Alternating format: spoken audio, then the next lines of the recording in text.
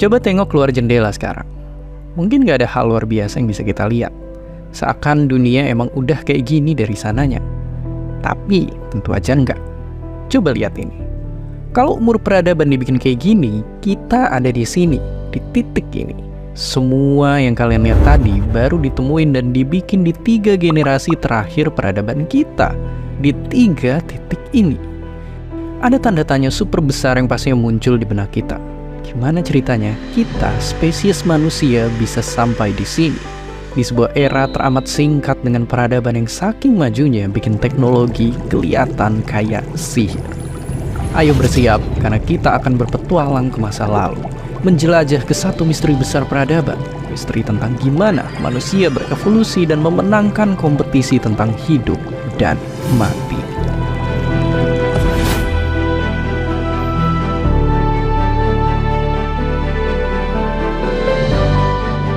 Sebelum jauh mundur ke belakang, ayo benar-benar pahamin sekecil apa umur peradaban kita. Bayangin ini kita, ini bapak ibu kita, dan ini kakek nenek kita. Oke, sekarang ini, Indonesia. Kita baru merdeka 4 generasi yang lalu. Mundur sedikit, pemikiran kalau bumilah yang mengitari matahari dicetusin Om Kopernikus ada di titik ini. Jaraknya lumayan jauh dari era Aristoteles, yang namanya sering kalian temuin di buku sekolah. Kalau mundur di 190 generasi, nenek moyang kita mungkin lagi bantuin Fir'aun ngebangun piramida Giza. Dan sejarah pertama kali ditulisin seenggaknya 200-an generasi lalu. Intinya 500 generasi ini setara 12.500 tahun. Ini kelihatan lama, tapi ternyata kalau dibandingin sama seluruh waktu sejak Homo sapiens pertama muncul, ini tuh baru sebentar banget. Apalagi dibandingin sama zaman nenek moyang Homo sapiens. Jadi bisa dibilang, selama ratusan ribu tahun, nenek moyang kita ngabisin waktunya dengan berburu dan meramu.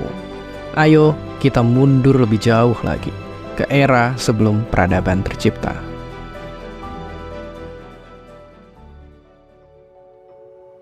Hampir 2 abad yang lalu, para penambang di suatu lembah di Jerman nemuin sisa-sisa tulang. Awalnya mereka ngira itu tulang beruang, tapi setelah diteliti, ternyata itu fosil sepupu purba kita.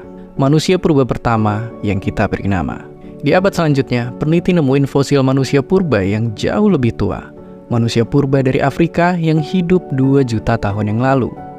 Mereka berhasil bertahan hidup selama ratusan ribu tahun sampai lama-lama jumlahnya dikalahin sama dia ini. Manusia purba pertama yang berdiri tegak. Lalu di tahun segini ditemuin suatu fosil dari spesies yang jauh lebih purba lagi. Mereka yang hidup 3 juta tahun lalu. Fosil ini sangat ngebantu para peneliti mahamin misteri evolusi manusia, karena kepalanya masih utuh. Tapi ternyata, sejarah kita dimulai jauh sebelum itu. Tahun segini, ditemuin fosil nenek moyang manusia yang usianya 7 juta tahun. Biar kebayang seberapa lama itu, gampangnya gini. Kalau 7 juta tahun itu kita ibaratin jadi 24 jam, itu seluruh peradaban kita tadi baru ada di 2 menit terakhir. Era kita dan orang tua kita sekarang baru ada di detik terakhir. Sampai sekarang masih ada banyak misteri dan kepingan puzzle kita belum pahamin sepenuhnya tentang evolusi manusia.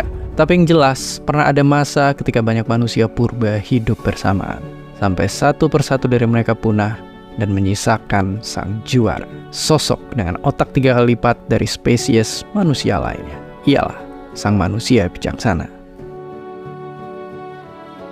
Berkat penemuan fosil manusia purba, kita paham kalau spesies kita mulai berkembang 200.000 tahun lalu di Afrika. Awalnya manusia adalah spesies yang lemah. Mereka kalah lawan hewan buas, gak kuat dingin, sampai mesti ngumpet buat bisa dapetin makanan.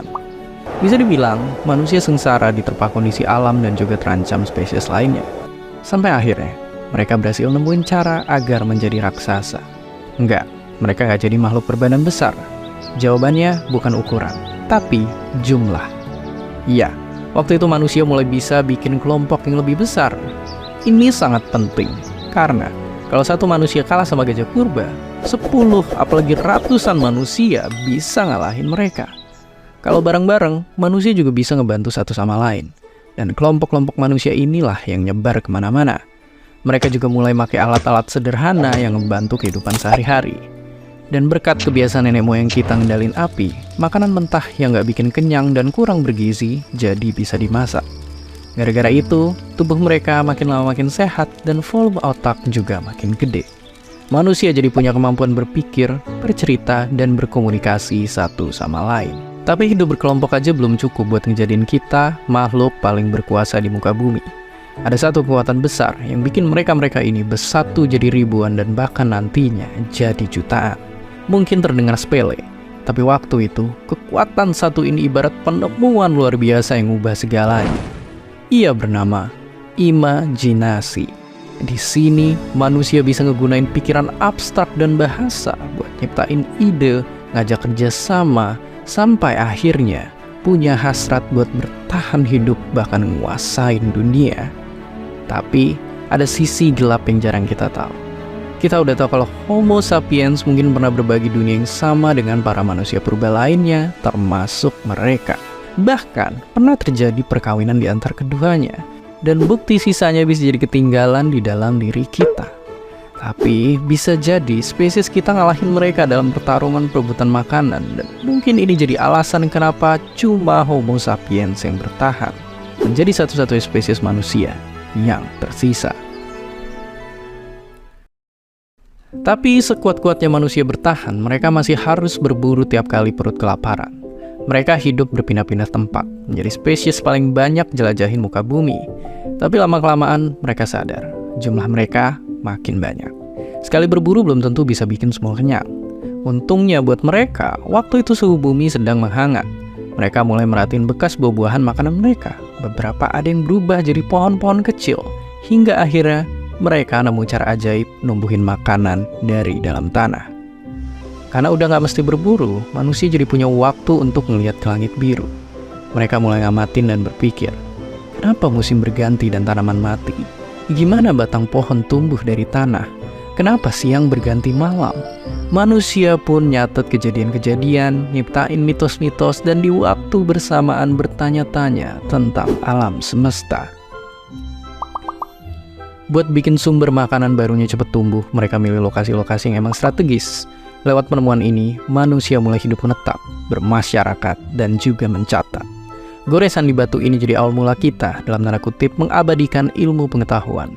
Ilmu yang tadinya cuma disebarin dari mulut ke mulut, sekarang bisa dibaca dari generasi ke generasi. Dan bukan cuma itu, manusia juga mulai menemukan satu konsep yang sampai sekarang mengubah dunia. Uang.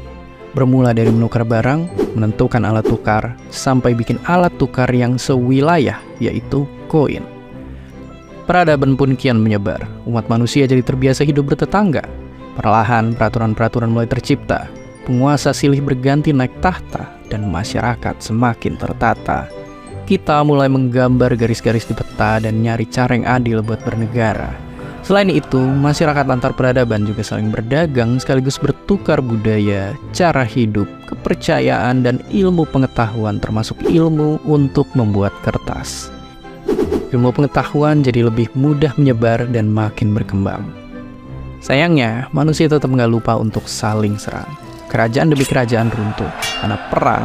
Banyak pemikir dan ilmuwan terpaksa mengungsi membawa tumpukan ilmu peradaban kuno ke Eropa, mengawali revolusi ilmu pengetahuan yang terjadi di sana.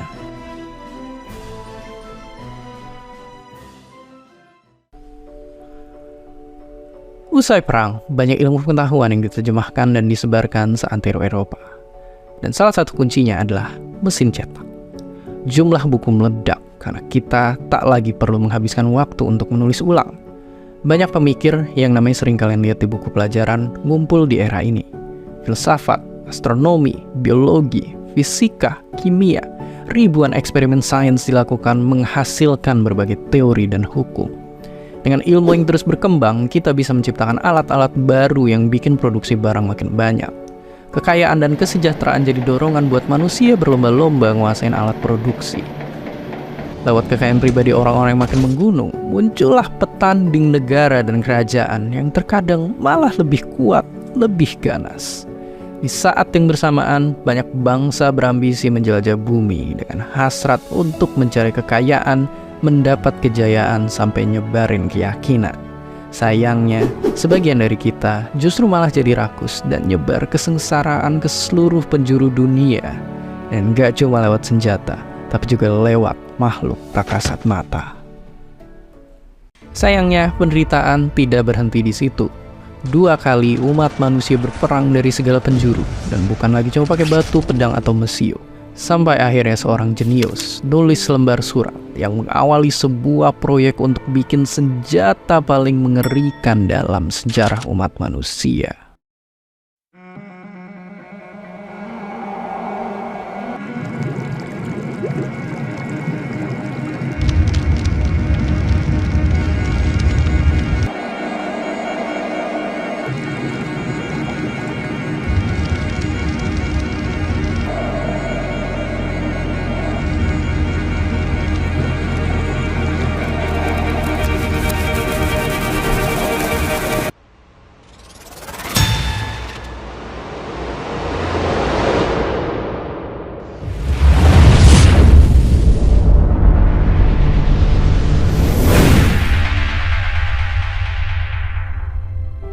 Kita mungkin beruntung, senjata pemusnah massal ini saat itu berhasil nutup tirai perang dunia. Apalagi berkat itu juga banyak teknologi canggih dari militer terus berkembang sampai bisa dirasakan oleh orang-orang biasa. Besi yang beratnya ratusan ton kita terbangin sampai menembus langit. Kita ngembangin antibiotik buat ngelawan penyakit yang sebelumnya bisa bikin manusia nggak berkutik. Bahkan beberapa bisa dibasmi sampai hilang sepenuhnya. Komunikasi makin mudah. Ngobrol sama teman yang kepisah ribuan kilo dalam waktu nggak nyampe sedetik. Bahkan dunia bisa direkam dan langsung dibagikan. Kalau kakek dan nenek moyang purba kita datang ke dunia sekarang, mungkin mereka mikir kita hidup di dunia penuh keajaiban. Dan di masa depan hidup bakal jadi makin ajaib lagi. Kecanggihan teknologi rekayasa genetika mungkin bisa bikin umat manusia jadi dalam tanda kutip nentuin mau berevolusi kayak gimana. Kita barangkali belum jadi manusia super, tapi kita adalah satu-satunya spesies yang kini hidup dengan bantuan berbagai benda canggih. Terus mungkin aja nanti obat bukan cuma bikin sembuh, tapi bisa nyegah segala penyakit. Para robot jadi pelayan kita, kelaparan dan kemiskinan juga bisa jadi dongeng kita ceritain ke anak-anak cucu kita. Ruang angkasa bukan cuma jadi tontonan malam, tapi juga jadi tujuan jalan-jalan kita.